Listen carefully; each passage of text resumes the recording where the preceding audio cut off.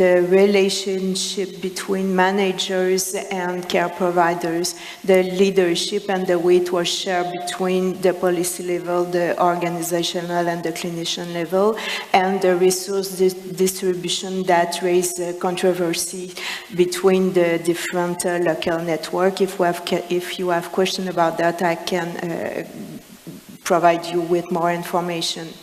And we measured the intra-class correlation between our quantified data and saw that there was a low to moderate homogeneity between the respondents. It means that in the same network, people didn't see the governance into the same way and not have the same definition.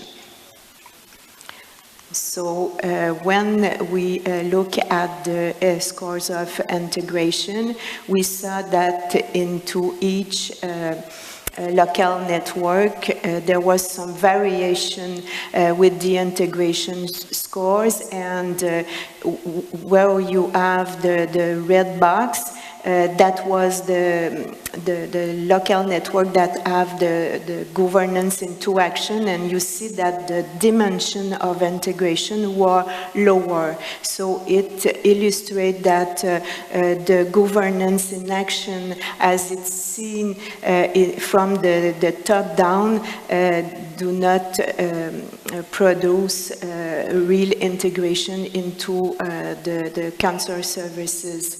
There is a negative association between the level of governance and the way the people see the integration at the normative, functional, clinical, and professional level. So both into the middle was the lower governance score. And it was quite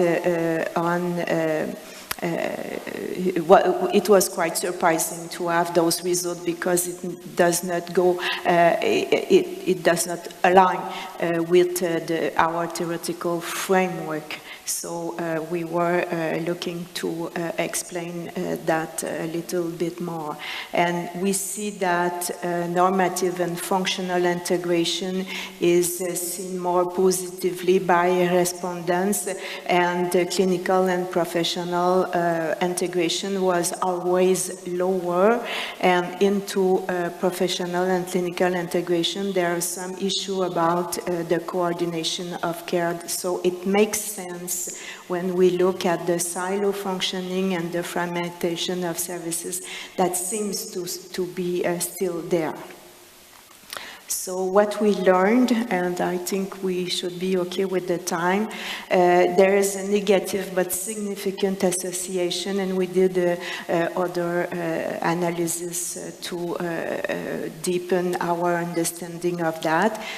So the negative association between governance function in action and higher normative and functional integration. There was no association between governance and action and professional and clinical integration when we did our model of analysis.